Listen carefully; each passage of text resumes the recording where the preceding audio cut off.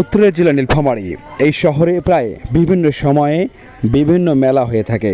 তার এই মধ্যে কৃষি মেলা, উদ্যোক্তা মেলা এবং চারা মেলা, দারোয়ানের মেলা সহ বিভিন্ন মেলা হয়ে থাকে নীলফামারীর বিভিন্ন উন্নয়নে।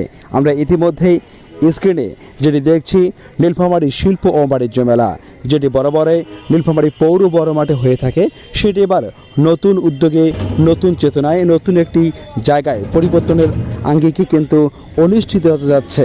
শুভ উদ্বোধন হবে 2 জুলাই নীলফামারী সদর থেকে প্রায় 8 কিলোমিটার দূরে টেক্সটাইল নামক স্থানের পাশেই শিল্প বাণিজ্য মেলা নতুনভাবে শুরু হবে 2 জুলাই। আনুষ্ঠানিকতার মাধ্যমে এই মেলা চলবে 1 মাস ব্যাপী।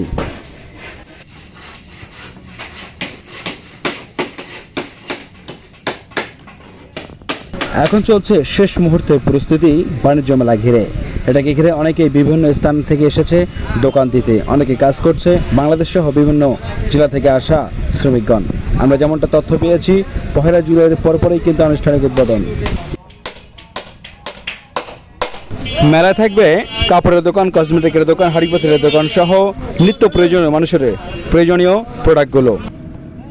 নীলফামারী শিল্প বাণিজ্য মেলার শেষ মুহূর্তের প্রস্তুতি জানাতে আপনাদের সঙ্গে যুক্ত ছিলাম টেক্সটাইল মিল সংলগ্ন স্থানে শিল্প বাণিজ্য মেলার প্রস্তুতি নিয়ে।